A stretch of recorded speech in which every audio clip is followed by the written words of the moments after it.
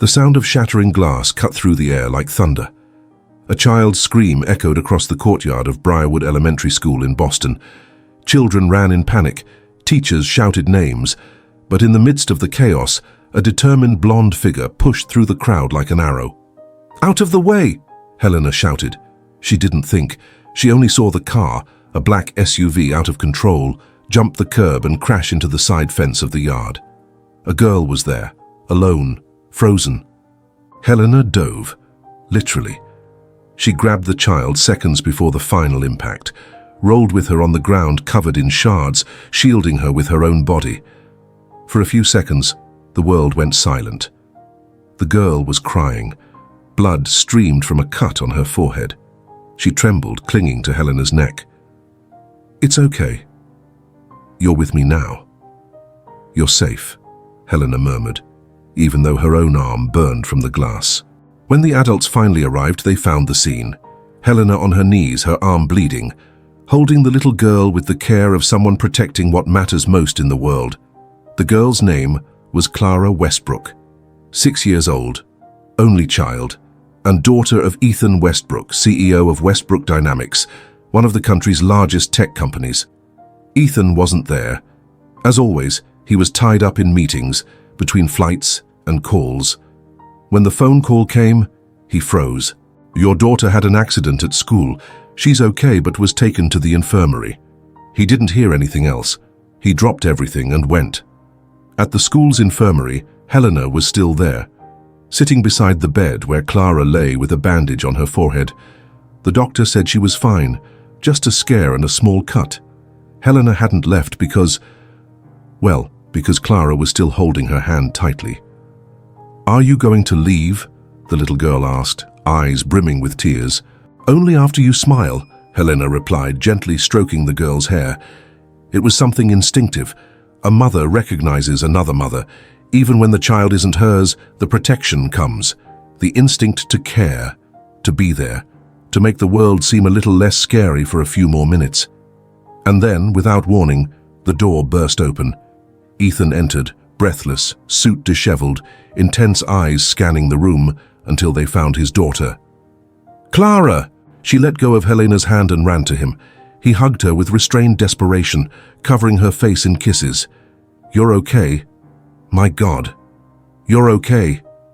It was only then that he noticed the woman standing by the bed. She was trying to slip out quietly, her arm bandaged and her eyes downcast. "Hey!" he called, voice rough. Were you the one who saved my daughter?" Helena stopped, looked at him, and for a second they both stood still. She was beautiful, blonde hair tied in a messy bun, blue eyes that hid the weariness of someone who lives in constant alert.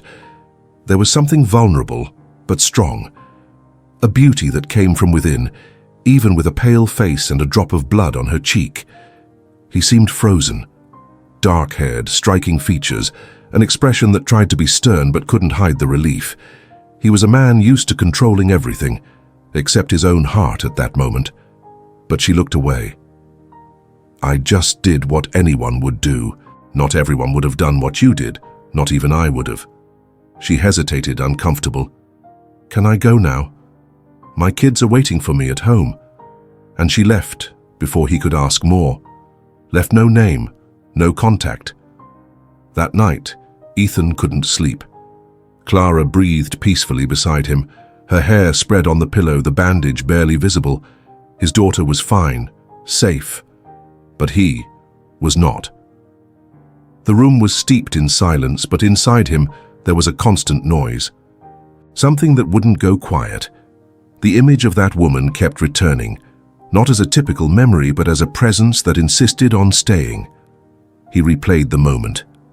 The steady posture, the determined look, and then the gentleness with which she touched the girl, as if the world could be reorganized with a calm and steady gesture. She didn't scream. She didn't panic. She just went, threw herself, protected a child who wasn't hers with her body, her instinct. And then she left, expecting nothing, as if it weren't a big deal, as if she were used to saving, disappearing, and moving on.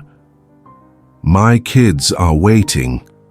That phrase echoed, Kids, plural. She was a mother. He felt it before even hearing it. There was something in the way she calmed Clara that no trained professional could replicate. It was love in its rawest form. Love of someone who's lost sleep, who's held fever, fear, hunger. Love of someone who fights silently and completely. And then something strange happened. A sweet discomfort spread inside him.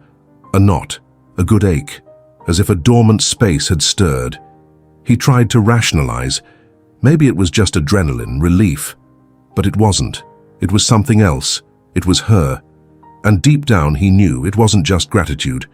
It was the beginning of something he couldn't name, but knew he couldn't ignore. He picked up his phone. I want to know who the woman was who saved my daughter today. Find out. Everything. Name, address, where she works, but discreetly. Because saying thank you wasn't enough. He needed to see her again, not out of duty, but out of impulse, and maybe out of need. Helena arrived home exhausted. The twins, Liam and Lily, 8 years old, were with the upstairs neighbor. "Mummy, what happened to your arm?" Lily asked. She gave a faint smile. An adventure, but nothing serious. She didn't tell the truth. How could she? That for a second, she saw the death of a girl who wasn't hers. That she grabbed a child without thinking of the consequences, like she would for her own.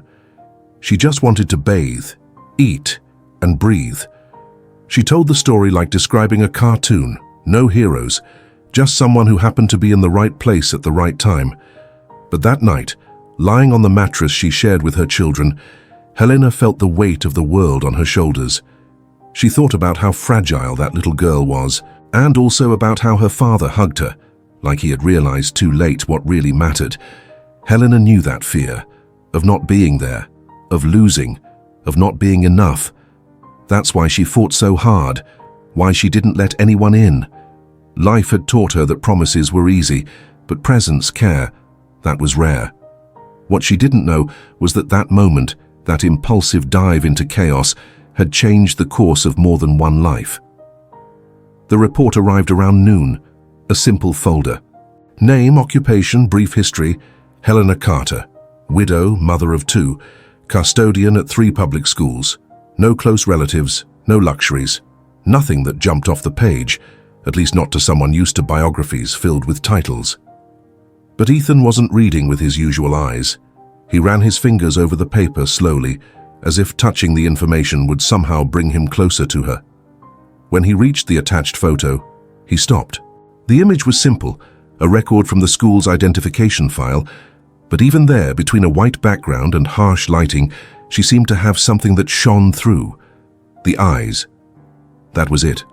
A light blue that wasn't cold. It was steady, full. It was the gaze of someone who had seen the world as it is, and still chose to love, to fight, to stay. Something inside him stirred, an old restlessness, like a memory he didn't know still lived inside him. It wasn't just curiosity, it was something older, and newer at the same time. That woman disarmed him, and he didn't even really know her. But he remembered how she held Clara. It wasn't technical, it wasn't calculated, it was visceral, it was pure instinct. It was love, of a mother, of a warrior, of someone who cares as if the world depends on it. Ethan closed the folder, cancelled his next meeting, picked up his phone. "Call the driver," he told the assistant. "Now." Minutes later, already in the back seat of the car, he stared out the city window but didn't see the buildings pass by. His mind was elsewhere. "Where to, sir?" the driver asked. Ethan took a second to reply. "To see someone I haven't stopped thinking about since yesterday. Someone who saved more than just a life." The car moved forward, gliding down the avenues with a clear destination. For Helena, it was just another Tuesday. A morning like so many others, with floors to clean, lunch boxes to pack, kids to pick up. Just another Tuesday of exhaustion and bills to overcome. But something invisible was shifting. Something she didn't know yet. Destiny, silent and determined, was already turning the corner. The sky over East Boston dawned heavy, painted with that thick gray that seems to slow even your thoughts. Inside the small apartment, The alarm clock didn't even get a chance to ring. Helena was already up. Her body ached, especially her arm. But pain to her was an old acquaintance, a companion that came along with the days that needed to continue, whether she was whole or not. In the cramped kitchen, she turned on the yellow light and began her routine like someone performing a survival ritual. She spread peanut butter on the bread with automatic movements, warmed the milk, washed last night's dishes with cold water because the heater had failed once again. Nothing out of the ordinary, but everything was exhausting. She took a deep breath before heading to the bedroom. "Rise and shine, Carter team," she announced, trying to inject energy into a voice still carrying the weight of a poorly slept night. Liam mumbled something that sounded like 5 more minutes. Lily buried herself under the covers, but both of them smiled. And that, for Helena, was enough. It was the moment when the house, no matter how small and messy it was, still felt like home. She gently pulled them out of bed, planted loud kisses on their sleepy faces, and for a moment she almost forgot the weight on her shoulders. Almost.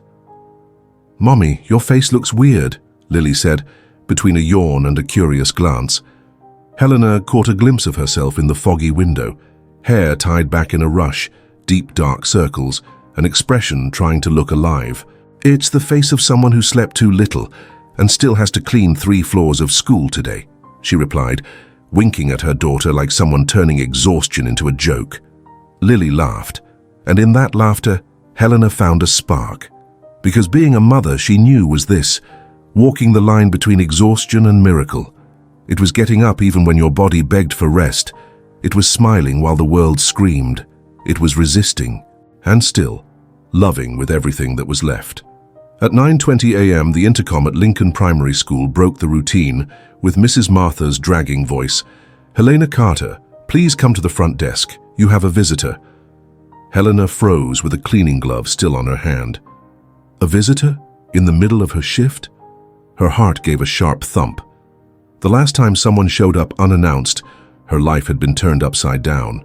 She took off the gloves, wiped her hands on the already stained uniform pants and hurried down the stairs, mind on alert.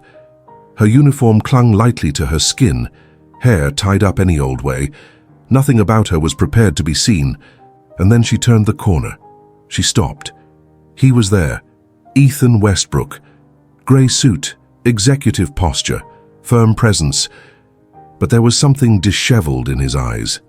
It wasn't arrogance.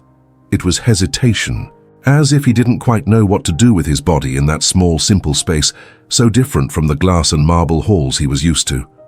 Helena felt her face heat up, an involuntary blush, not from vanity. It was shock. It was memory. Men showing up unannounced had never meant good news, but there was something different here, and that unsettled her even more. "Hi," he said, simple, almost shy. She planted her feet on the ground, trying to keep her voice steady. "What are you doing here?" "I came to say thank you. Everything happened so fast yesterday. I didn't even know your name. I didn't know how to find you, but I found out, and I had to come in person." She looked around. Staff whispered at the end of the hallway. Some poorly disguised their glances. Helena took a deep breath and met his gaze. "You could have sent a card or an email. That wouldn't have been enough." And then he extended a small bag. "I brought this for you." "And an invitation." She didn't move for a moment. Part of her wanted to refuse out of reflex, out of fear of hoping, out of not knowing what it meant. But she took it. Inside, a small bouquet of lavender, fresh, delicate, and an envelope with a handwritten card, his handwriting. Nothing fancy, nothing over the top. But there was intention. There was care. "Invitation to what?" she asked, almost whispering. "Lunch with me, wherever you want." She let out a short laugh. The kind that comes from exhaustion and disbelief. "You think my life has room for lunches, Ethan? I think you deserve one, even if it's in the school cafeteria. I just want to listen to you. I just want to know who you are beyond the woman who saved my daughter."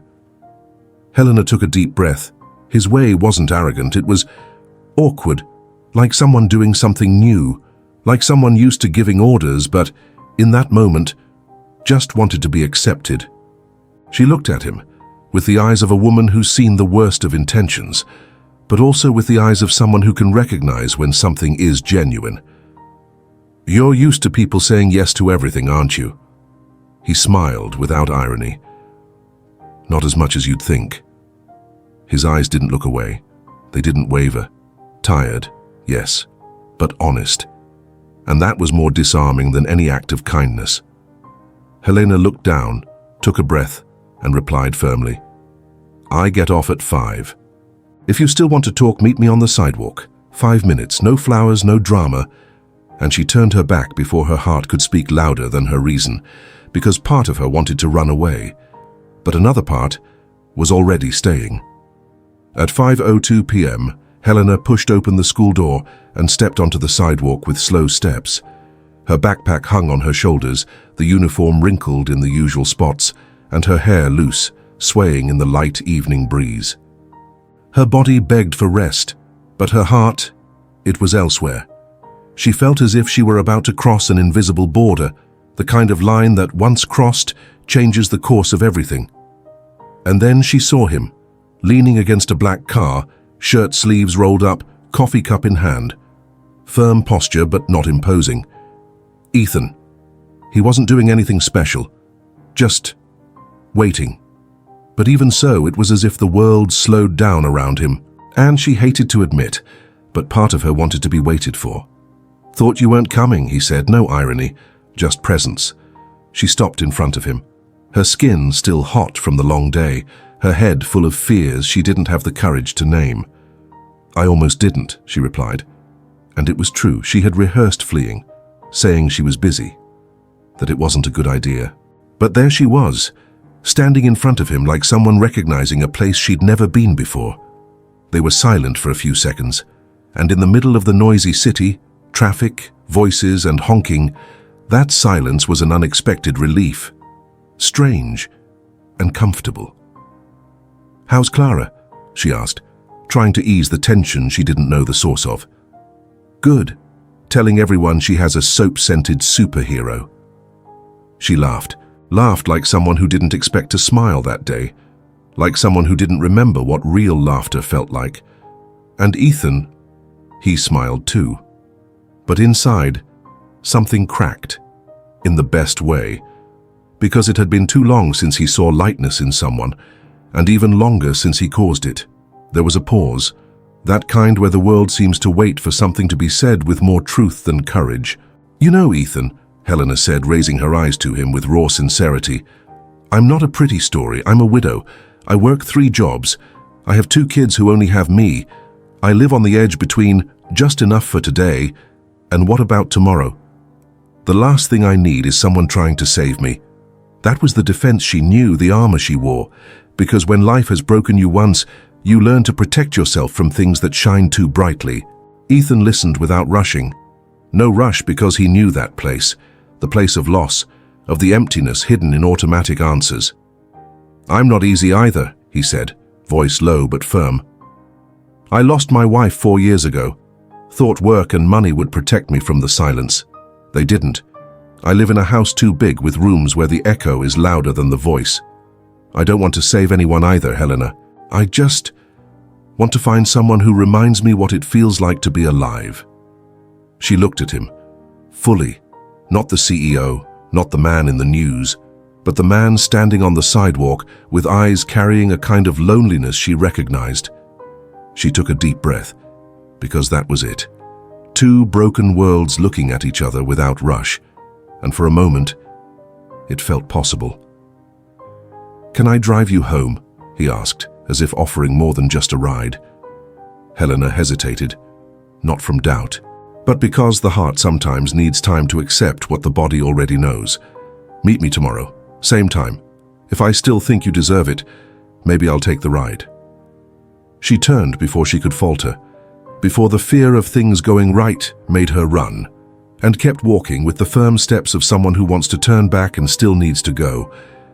Ethan stood there, watching and smiling, not from conquest, but recognition, like someone finding a door where there were only walls, and for the first time in a long while wanting to knock. That night, Helena made soup for the kids. The three of them laughed, watching cartoons together. But at some point when the house fell silent, she caught herself thinking about him. His eyes, the way he listened, how he spoke of pain without posturing, and how he didn't try to impress her, just show himself fully, with the pieces still broken. She shook her head, brushing the thought away. There were more urgent things. Bills, the rent past due, Liam's shoes already too tight. She couldn't afford to daydream, but deep down, a part of her knew. She already was. At least a little. And across the city, Ethan looked out the window of his daughter's room with Clara sleeping in the arms of a teddy bear. He didn't know what was ahead, but for the first time in years, he wanted to find out. The next morning seemed just like all the others, but Helena felt, even before opening her eyes, that there was something different in the air. Maybe it was the lighter silence in her chest, or the way the world felt a little less harsh for a moment. In front of the mirror, with her hair pulled back in a rushed bun and eyes still marked by the exhaustion of years that aren't slept off in a single night, she looked at herself more carefully. The usual was there. Dark circles, pale skin, the invisible marks of someone who had fallen many times and learned to get back up alone. But there was also a subtle glow, discreet, almost imperceptible. Even so, she saw it. She didn't tell her children anything. Not about Ethan, not about the unexpected visit, not about the laugh that escaped, uninvited when she remembered the joke about the soap-scented heroine. It was too soon, and maybe it was nothing. Just a kind gesture, just a polite CEO, just a meeting of two worn-out souls who recognized each other in the chaos. But even thinking all that, she put on a light lipstick before leaving. Not out of vanity, but like someone protecting something that might, just maybe, bloom. At exactly 5 p.m. he was there, just as he had promised. Same place, same comfortable silence. And this time, she didn't hesitate, didn't ask, didn't doubt. "Follow me," she said, pointing to the street on the right. Ethan followed her car without question. He knew that in that simple invitation there was a test.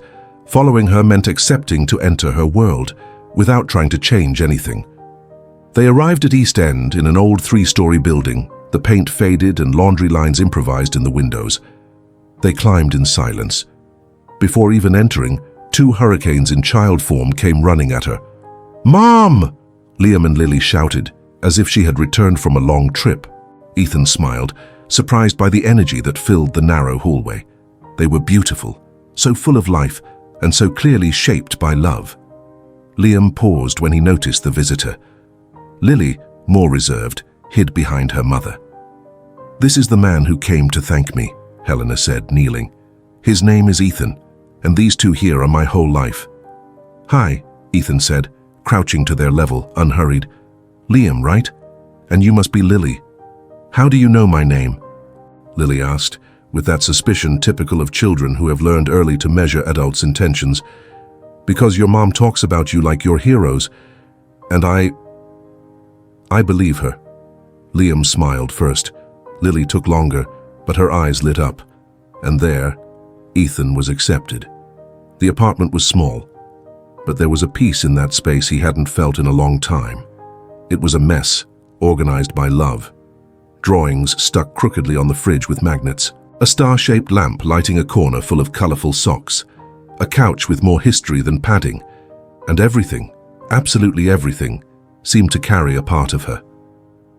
"Want some coffee?" Helena asked. "Only if you're having some too." She smiled. It was the first time someone had said it like that. It wasn't courtesy. It was care.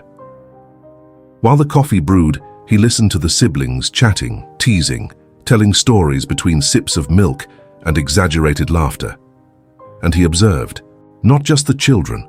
He observed her, the way she mediated fights with firmness and affection, how her gaze alone could end a conflict, how her love was quiet, but non-negotiable. "How long have you been raising them alone?" he asked, already knowing part of the answer, but wanting to hear it from her. "Since they were 3, their dad chose to leave before really getting to know them. I didn't beg him to stay." "And he never showed up again?" "Sent a card last Christmas. No signature." The kids don't remember, and that's okay. She said it with more truth than bitterness, and that for Ethan was a soft shock. She wasn't a victim. She was a survivor. Whole, even with pieces glued back together. "And you?" she asked with more sweetness than he expected. "Your wife? She passed 4 years ago, cancer, too fast to understand what was happening." "I'm sorry." "Thank you. I buried myself in work, trying to numb everything. But Clara, she wouldn't let me. She kept pulling me back, even as a little girl." Helena nodded, understanding. Kids do that. They know when we're hanging by a thread, even if they don't know the name of the pain. Ethan looked at Liam and Lily. "They listen to you. You know that, right?" She stayed silent. She wasn't used to this kind of compliment, the kind that comes without fluff, no hidden agenda. That night, Clara slept at her grandmother's house. Ethan called to check in. His wife's mother, with that tone of someone reading between the lines, joked, "You sound different. Lighter. Are you laughing?" "I'm meeting people who remind me what it means to be real," he answered before hanging up. And alone, he smiled. Because for the first time in a long while, he knew he wasn't trying to escape the pain anymore. He was finally learning how to return to life. Days later, Helena was climbing the stairs with groceries when she saw Clara sitting on the top step holding a paper flower. "I thought you lived in a castle," said Liam, looking at Ethan, who appeared right after. "Hope you don't mind." "Clara wanted to meet the brave twins," Ethan said, trying to hide his anxiety behind a tight smile. Helena hesitated, but then Clara handed the flower to Lily gently. "I made this for you, because my mommy is in heaven, and yours seems nice." Lily took the flower like someone receiving a jewel and smiled. "Want to see our room?" And with that, the first bridge between their worlds was built, not with speeches, but with a paper flower. That night, the living room floor became a little battlefield of Play-Doh. Socks turned into puppets and popcorn chocolate crumbs. The house pulsed. Children laughed loudly, made up stories, and the sound of life, simple and chaotic, filled every corner. Ethan laughed with them. Laughed for real. Laughed like someone relearning how to feel. And watching from a distance, Helena felt the tightness in her chest that always comes when something is too good, because that was rare. It was precious. And everything precious scares those who've lost too much. At 8 p.m., the house began to quiet. Clara slept curled up in Lily's lap. Liam, defeated by sleep, leaned on Ethan's shoulder, breathing slowly. Helena sat next to him on the rug, silent. She looked at the scene. It was strange to see her children so close to someone. Stranger still was how right it all felt. Ethan noticed her gaze, and for a moment, the two understood each other without words. He reached out his hand, said nothing, and she, after a few seconds of hesitation, took it. It was a simple gesture, but it carried weight. It wasn't just gratitude anymore, nor obligation. It was a bond beginning to form in the ruins of distrust. One step at a time, that's what he was offering. And maybe for the first time she believed it could be possible.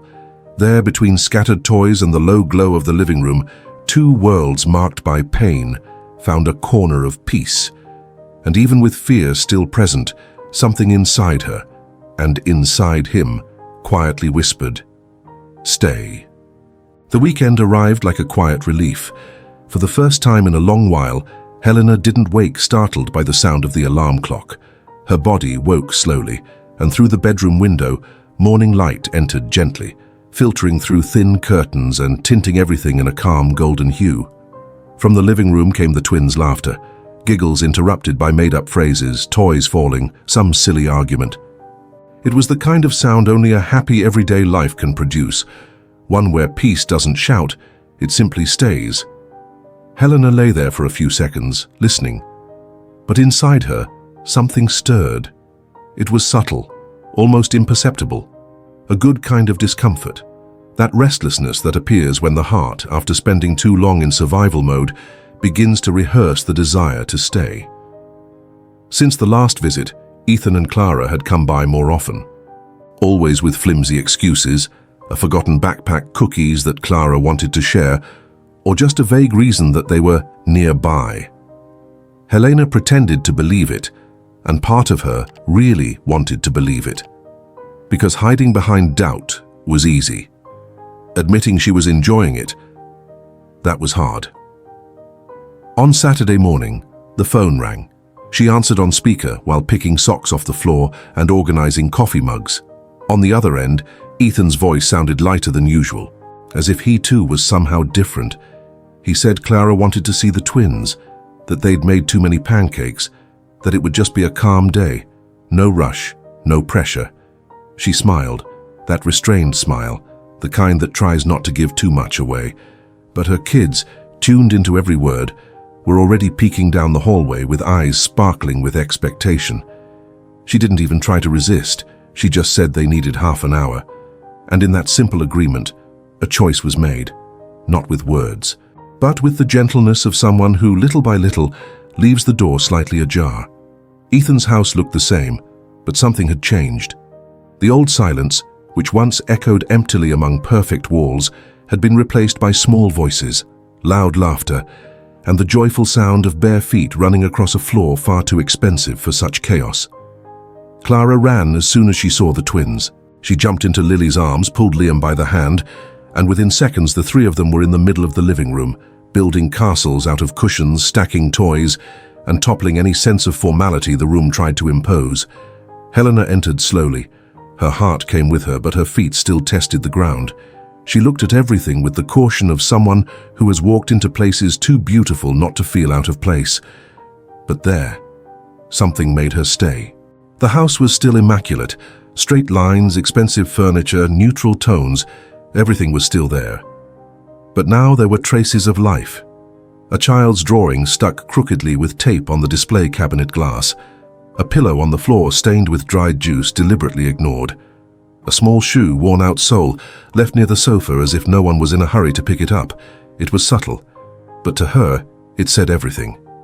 That house was no longer just a beautiful place. It was, little by little, becoming a lived-in space, and maybe it was already being prepared to welcome not just visitors, but real people. She took a deep breath, and then she saw him. In the kitchen, sleeves rolled up, leaning casually against the counter, Ethan held 2 mugs of coffee. His eyes searched for hers the moment she entered. He didn't say anything, but his restrained, calm smile carried everything he didn't yet know how to say. And for a second, Helena felt like she didn't need to observe anymore. Just being there was enough. Well, you know how to make coffee. Let's say I'm relearning how to be human, he replied, offering one of the mugs. She accepted. They sat at the veranda table overlooking the backyard garden. For a moment, the silence between them was comfortable. Thank you for today, she said. They're happy, and that means more than you realize. I'm happy too, Helena. She looked away. That made her feel vulnerable, and vulnerability was a luxury she'd forgotten how to afford. Shortly after lunch, while the children played, the intercom buzzed. Ethan answered and frowned. It's my sister. Problem? She has a knack for turning anything into one. Helena didn't comment, but the way he closed his expression made it clear this wasn't a planned visit. Amanda Westbrook entered with firm steps and expensive perfume. She greeted her brother with a quick kiss and looked at Helena like someone scanning a store window that didn't fit her style. So you're the heroine from the day of the accident, she said, not even attempting a smile. Helena nodded, keeping her composure. Helena Carter, mother of 2, and yes, I'm the one who jumped into the chaos without thinking too much. Habit or impulse? Instinct. From someone who has kids and doesn't wait for the world to protect others. Ethan stepped in. Amanda, I'm just meeting my niece's new company, Ethan. Understandable, right? Helena gave a faint smile, but it was the kind of smile that comes just before someone raises their guard. Don't worry, I'm not here for status or money. In fact, I didn't even know who he was until I saw the little girl hurt. Amanda didn't respond, but the message was clear. She didn't trust Helena and didn't like sharing territory. When Amanda left, the silence she left behind felt heavier than her presence. Ethan shut the door harder than necessary, like he was trying to erase the visit with the sound. "I'm sorry about that," he said, jaw tense, eyes still fixed on the door, as if he wished it had never opened. Helena didn't respond right away. She just stood up slowly, posture straight but shoulders tight, crossed her arms like someone putting on armor. "You don't need to protect me from her." Her voice was steady but carried something deeper, an old fatigue, the kind that doesn't come from the body but from existing in places where your presence always feels like too much. "I do," Ethan replied, stepping closer, his eyes now locked on hers. "You shouldn't have been treated like that." Helena held his gaze. But there was pain there, not because of Amanda, but because she already knew that script, had been in that scene before, and always knew how it ended. "Ethan, I know that kind of look," she said, her voice lowering. "People like her think someone like me doesn't belong in that kind of setting. And you know what? I've been invisible so many times I'd rather that than be tolerated out of pity." She looked away for a second, like someone exposing a wound but unable to face the scar. Her voice wasn't angry. It was full of memory, of someone who had been quietly diminished for years and learned to stay silent to avoid being erased altogether. "You don't have to prove anything to anyone," he said with a calm strength, like someone offering shelter, not argument. "It's not about proving," she replied, facing him again. "It's about surviving without owing anyone, not even an apology." Her words carried weight, and Ethan felt it. She didn't want pity. She just wanted to exist with dignity. She just wanted to love without having to explain herself. He stepped closer again, slowly, like someone entering sacred ground. "I don't want you to feel out of place or tested. You're part of this now, even if you don't see it yet." Helena swallowed hard. For a second, time stopped between them. His breathing was calm, hers restrained, and there was something in the air, a mix of fear, hope, and a desperate desire to believe that maybe, just maybe, he was telling the truth. She loosened her crossed arms, looked at him with eyes brimming with tears, but still steady. "I just need time, Ethan, because when you have kids, you don't love on impulse. You love with fear." The voice came out almost as a whisper, but it was enough. Ethan said nothing, but his eyes said everything. He understood her, and time. He would give. That night, back at the apartment, the twins were asleep, cuddled up with Clara. Helena watched through the door crack, emotional. Ethan came up behind her. "Is there room for me in all this?" She turned to him. "You're already here, but don't rush. Not with me, and not with them. I'll wait, as long as it takes." And he stayed. On the balcony, he embraced her lightly, respectfully. No rush, just presence. And there, between the city's background noise and the quiet warmth between two people who had learned to protect themselves, an unspoken pact was born. To go on, together, even with fear. Monday morning began like so many others. Uniforms folded on the chair, lukewarm coffee served with a slice of bread and hurried words, kisses on Liam and Lily's still messy hair. But before even stepping into the school, Helena felt it. She felt it in the air, in the silence between a good morning that never came and a glance that lingered too long. She walked through the gate with her head held high, as she always did. But inside, something was already on alert. In the staff room, everything took shape. Whispers, smiles that were too short, conversations that changed direction the moment she walked in. Her phone buzzed in the pocket of her apron, a message in the cleaning crew's group chat. "Check this out." She clicked the link, her stomach already tightening. Exclusive. CEO of Westbrook Dynamics spends weekend with school employee. Unlikely romance or PR strategy. The words seemed to shout, but it was the images that hit the hardest.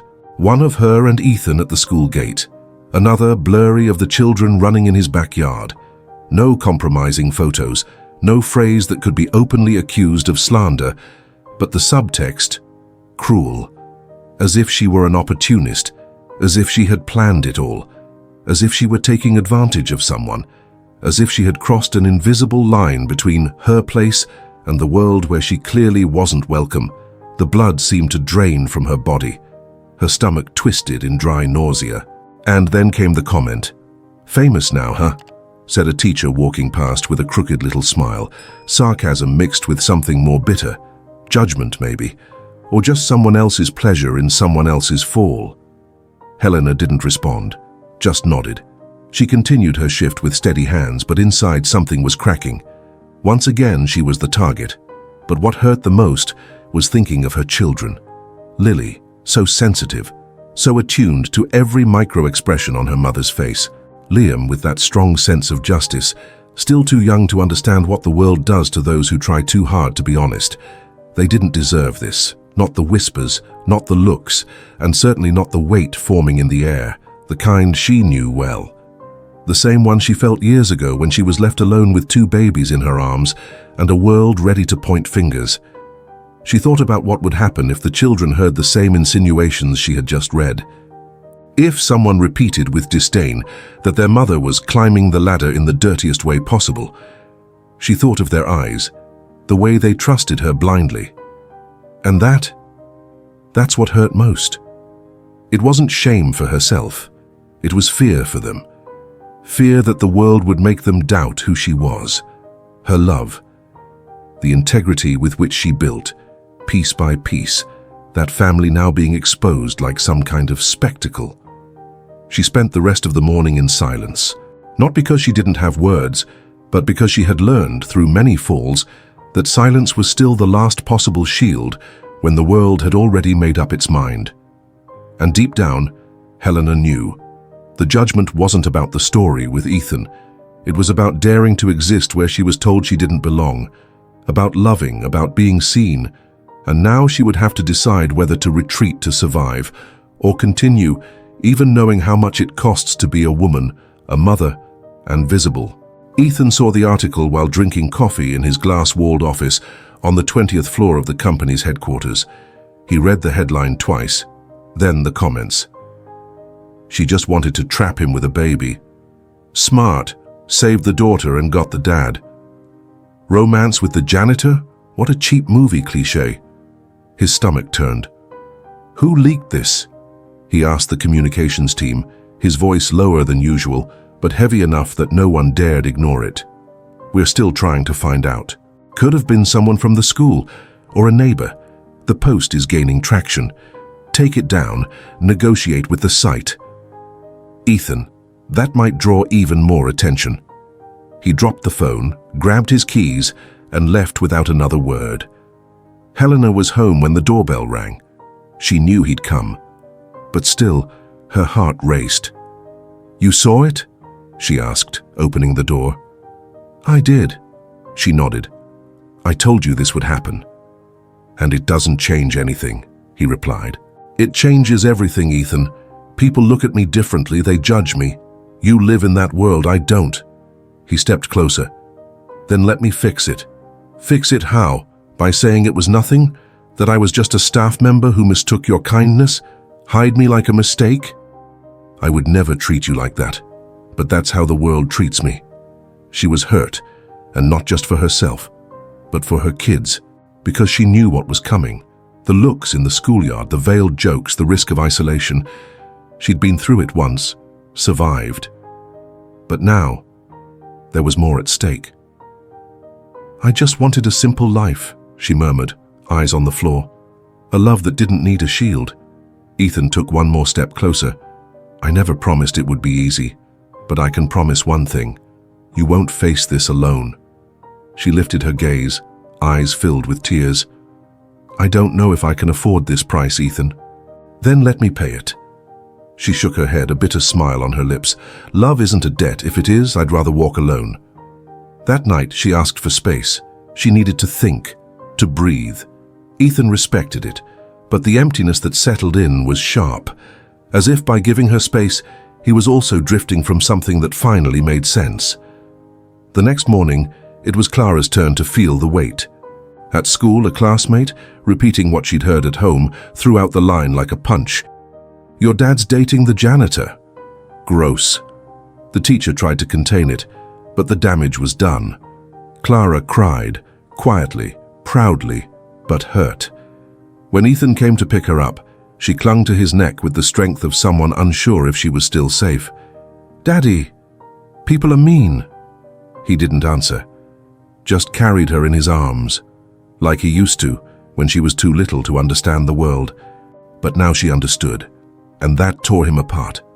Across town, Helena tried to make the day seem normal. She took the twins to the park, tried to play, laugh, but it was all automatic.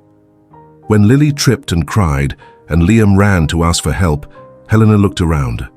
No one came near. The looks from the other moms said everything, judgment. It wasn't curiosity anymore, it was exclusion. She held her daughter, cleaned her scraped knees, and on the way back, fought back tears. At home, the kids fell asleep on the couch. She stayed there holding them both, crying in silence. And for the first time in many years, she thought about giving up, about running away, starting over, somewhere no one knew her name, because in solitude at least, no one could hurt her children. That night, the phone rang. It was Ethan. She saw it, and didn't answer. Minutes later, a message arrived. "If you want distance, I'll respect that. But if there's still space, however small, I'll be here, with patience, with truth, and with love." She didn't reply, but she saved the message, because part of her wanted to erase everything, and part still wanted to fight, not for herself, but for her children, for his daughter, for the possibility of a world where love wasn't seen as a mistake. Across the city, Ethan stood on the back porch, hands in his pockets, eyes fixed on the garden. It was the same place where, days before, Clara had laughed, chasing soap bubbles. Lily stumbled among cushions, and Liam shouted imaginary commands in a battle against invisible monsters. Where Helena leaned against the wall with a coffee cup, quietly laughing, watching her children like someone witnessing the most beautiful scene in the world. Now, silence. No laughter, no little footsteps. The grass seemed taller, as if time had moved too fast in just a few days. Ethan stayed there motionless, as if moving would betray what that silence meant, because he felt it wasn't just the absence of the children, it was her absence, Helena's.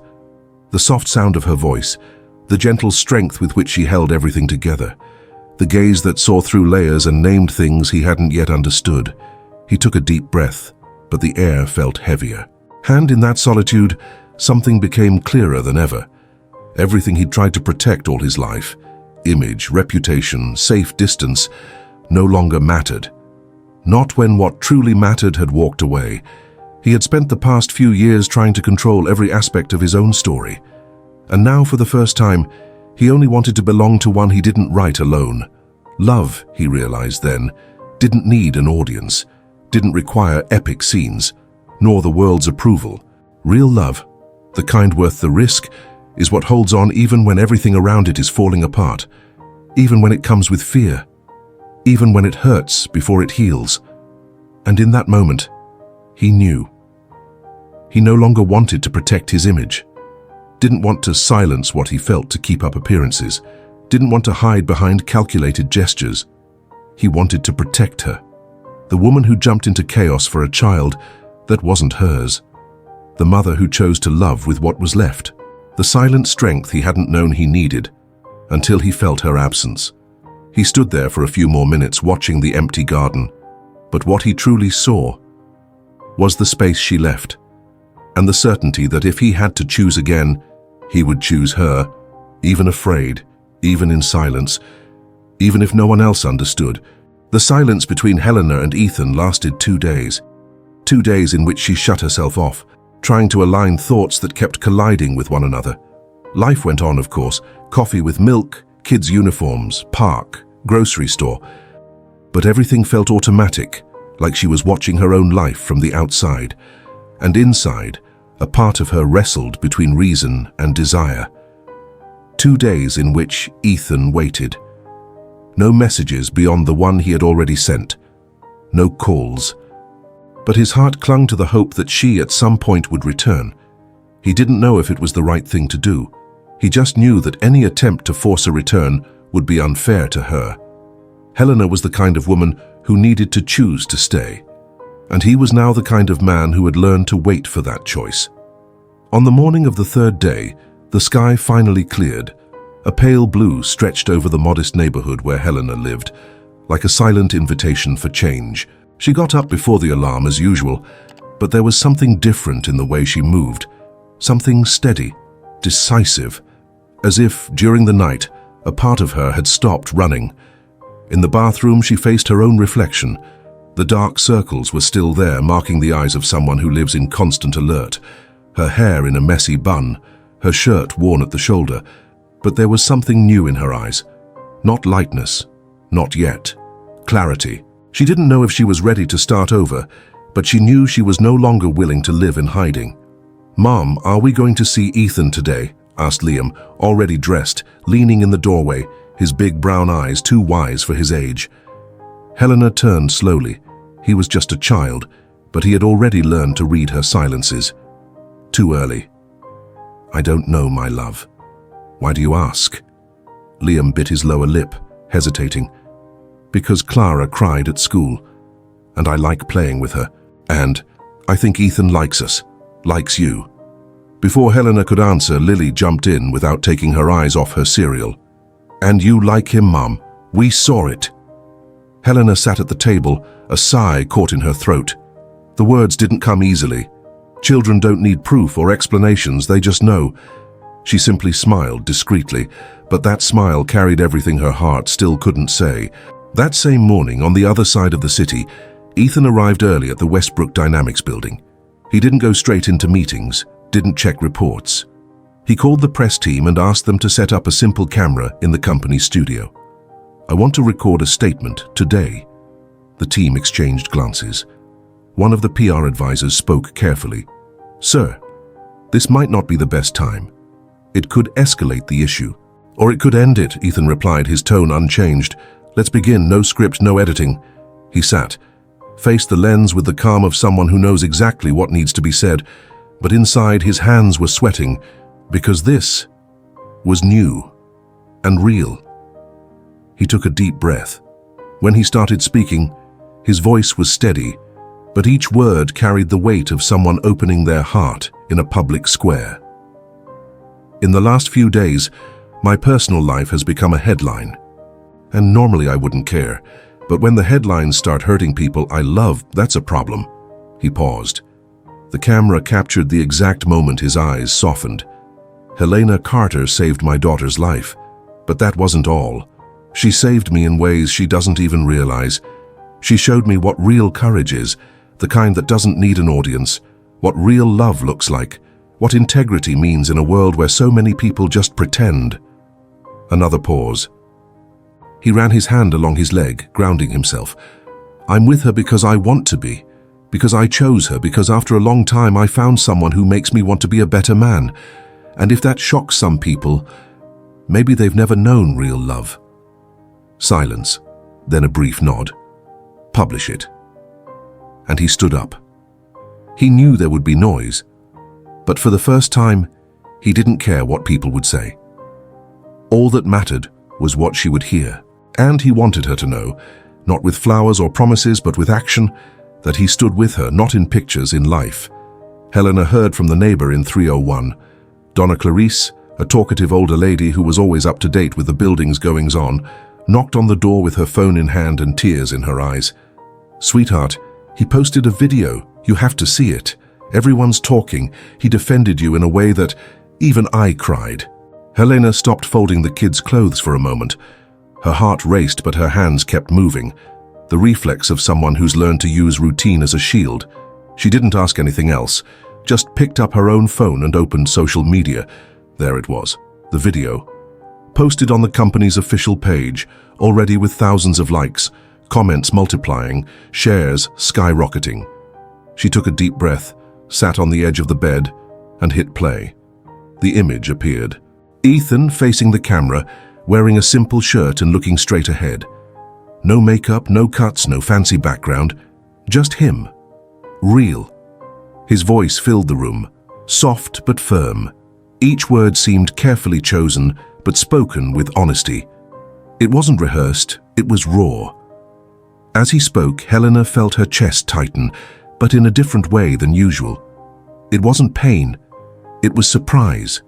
It was recognition. She listened and saw herself in the woman he described. Not as a victim, not as a symbol, but as someone strong without needing to be hard, as someone who loves without losing her dignity. His words didn't come as defense.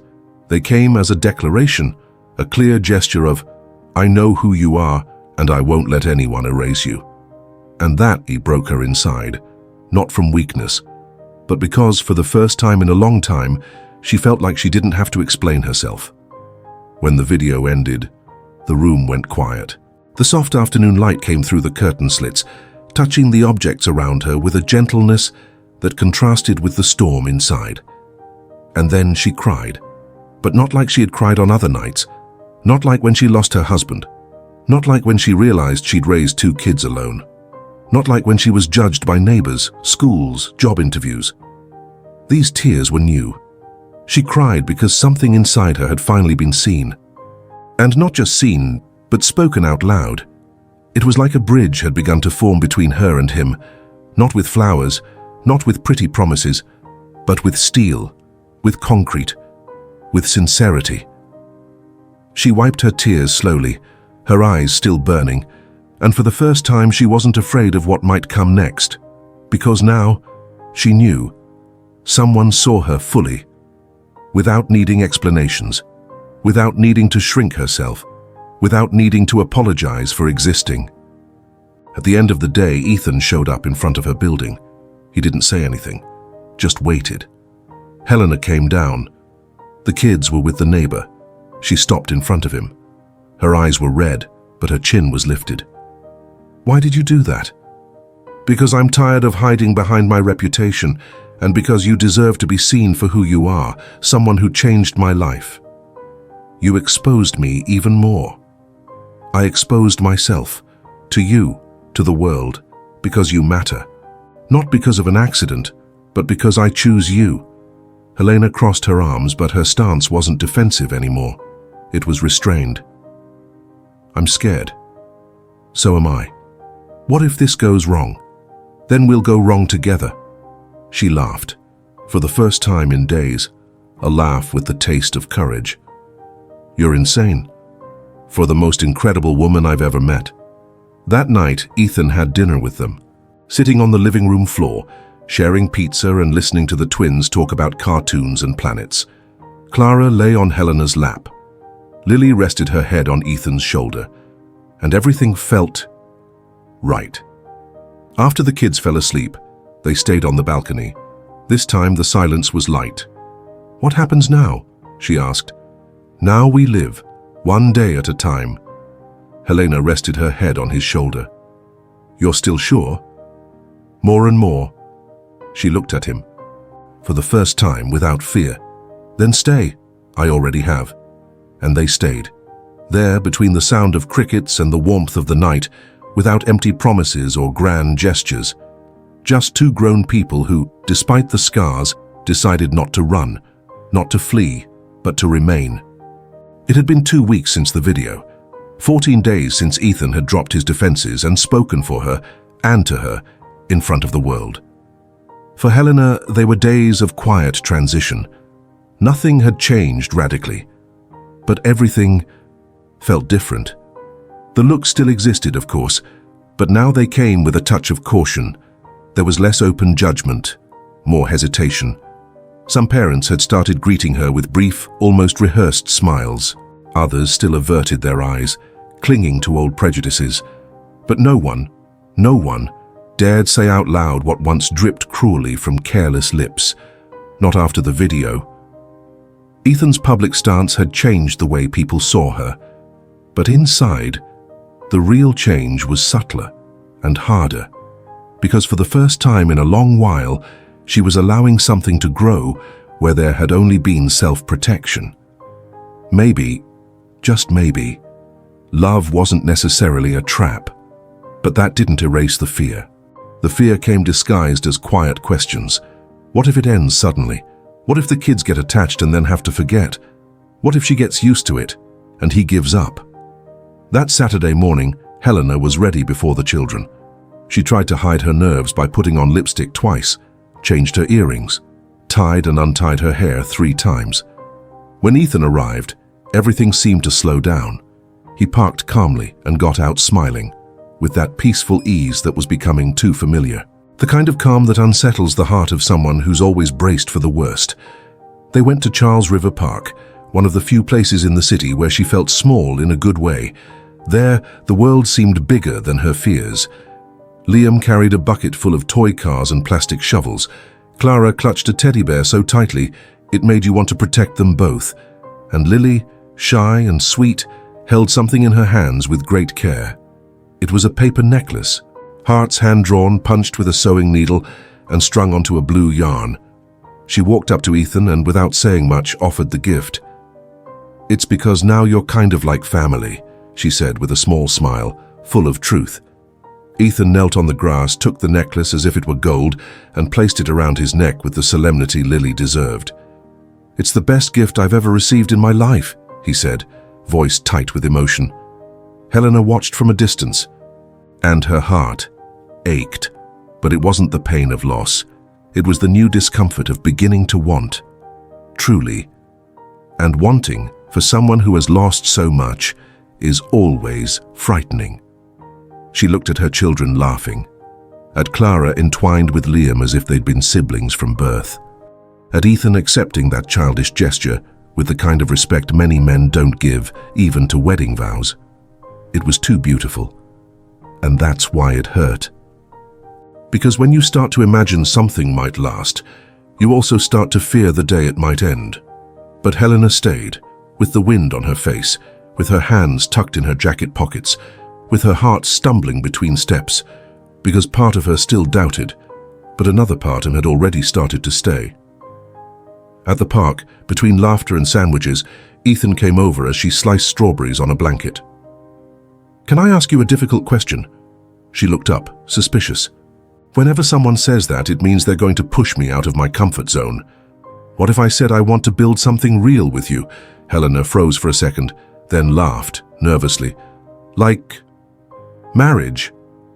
Like commitment, a plan, a future, a house with walls we live in together, a room with toys scattered around, a home."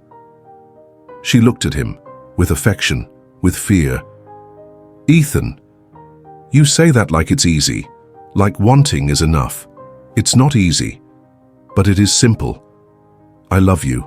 I love your kids. I love how you manage everything with so little and still find space to laugh. I want to be in this. For real." Helena looked away, not because she didn't feel it, but because feeling like that hurt. "You've had this before, and you lost it. I only know how to survive. I don't know what to do when life offers something good. We'll learn together." She bit her lips.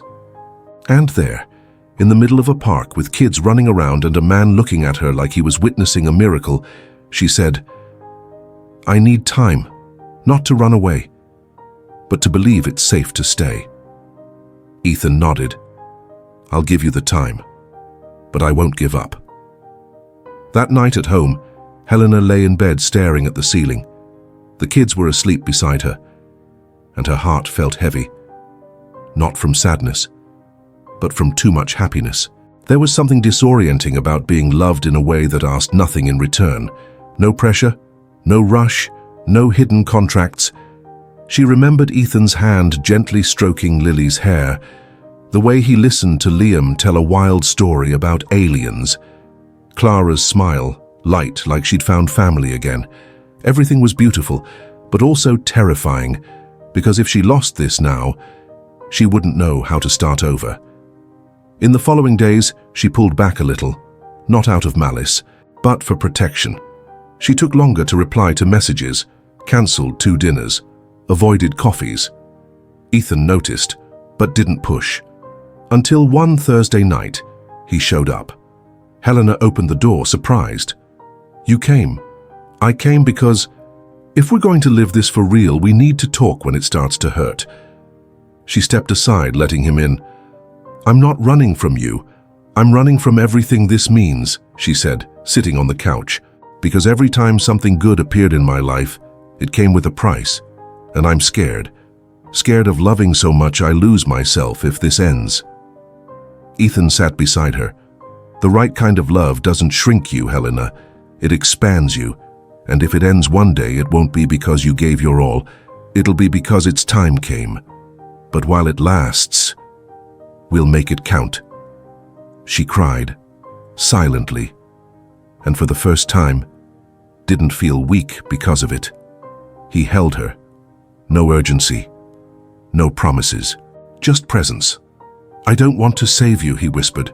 "I want to walk beside you." That night she slept in his arms, and the walls that had taken years to build finally began to fall, because sometimes love doesn't arrive like a storm. It comes like shelter. The sun was shining in Boston that autumn Sunday. Light poured through the windows of the new apartment, spreading across the freshly painted white walls, open boxes, stacks of books, children's drawings taped to the cabinet. Furniture was still missing, but life wasn't. Lily ran barefoot, wearing a princess dress. Clara and Liam worked on a puzzle on the rug, and in the kitchen, Helena watched Ethan trying to figure out how to use the new coffee maker. "If you press that button one more time, it's going to explode," Helena said, laughing. "Too much tech for a CEO," he replied, raising his hands in surrender. She stepped closer, touched his hand, adjusted the machine with a simple motion, and the coffee started to brew. "See, life's like that. Sometimes it jams, but all it needs is the right touch." Ethan looked at her with that gaze that said more than any promise. There she was, the woman who turned everything upside down and somehow put everything in its right place. The moving process hadn't been simple. There was fear, hard conversations with the kids, paperwork, adjustments. But there was choice. A choice to stay. To walk together. Helena hadn't wanted to move straight into his house. "I need a space that's ours, not a place I showed up to after the fact," she said. And he understood. They found a new home. Small, but full of good intentions. One night, Clara asked if she could call Helena Mom number 2. "Because I know my mommy is in heaven, but Helena takes care of me like she was, and I love her too." Helena cried in secret. Ethan didn't. He cried in front of her, because that's when he realized they were already a family. They had been, just waiting for time to give it a name. On an ordinary Friday, the kind where the city moves faster than it should, Ethan got home earlier than expected. Tie still loose, body tired, but his heart at peace.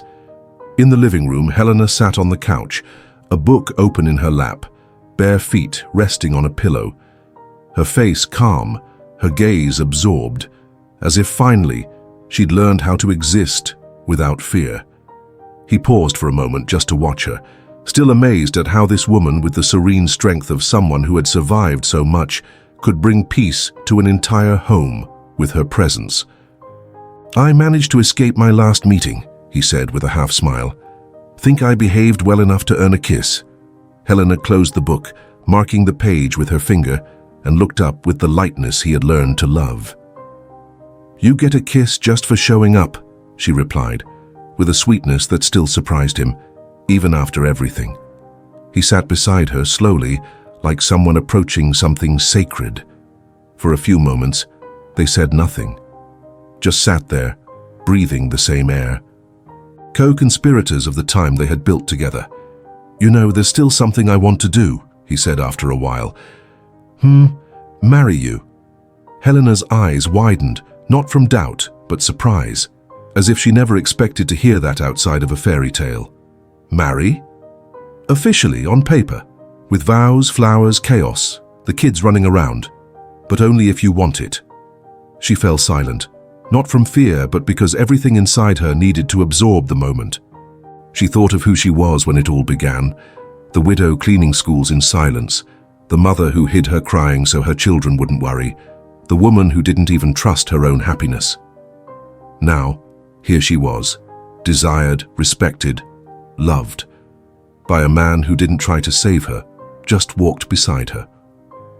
"I don't need a white dress to know you're with me," she said, eyes brimming. "But I think the kids would love to see me walking into a church like a princess." He smiled. Then it settled. Helena laughed, a light, clean laugh, full of the woman she had become by his side. Ethan? Yes? Thank you for staying. He took her hand, firm and tender. I didn't stay. I chose to stay, every day, and I'll keep choosing. A month later, they were married in the park where it all began. There was no luxury, but there was beauty in every detail. The children walked in with flowers in their hands and stars in their eyes. Clara read a handwritten poem full of sweet, honest words. Liam, solemn, carried the rings like it was the most important mission in the world. And Lily, at the end of the ceremony, shouted from the crowd, "So now we're all a family, right?" Helena laughed, eyes turned toward Ethan. He looked back at her, like someone who finally understood the reason behind every wait. Because it made sense. All of it. Every stumble, every fear, every new beginning. Months later, on an ordinary night, no special date, no candles lit, the two of them lay in bed surrounded by the comfortable silence that only exists between those who've chosen to stay. The children were asleep, and Helena rested her head on his chest, listening to his heartbeat like someone hearing a living promise. "Are you still afraid?" he asked, voice low, almost a whisper. She took a while to answer, not from doubt, but because she wanted to answer honestly. "Sometimes," she said finally, "but now I know fear doesn't stop me from staying." He kissed her forehead gently. "I love you, Helena. I love you too." After that, neither of them said anything else. The silence that followed was good. It was whole. Because in the end, happily ever after doesn't arrive like it does in fairy tales. It doesn't come with castles or fireworks. It happens in bills paid with effort, in simple dinners after long days, in notes slipped into the kids' backpacks, in tight hugs after arguments. It happens when two tired hearts decide not to run anymore, when they stop fleeing, when they understand that love, real love, is not a place to escape to. It's the place you choose to stay, day after day, even with fear, even with scars, even without guarantees, to stay. If this story touched you, share your thoughts in the comments. We'd love to hear what it meant to you. Remember to hit the like and subscribe buttons. This is really important for the channel. Really important. And if you're ready for another story of love and hope, click the first card or the second one to watch the full playlist. See you there.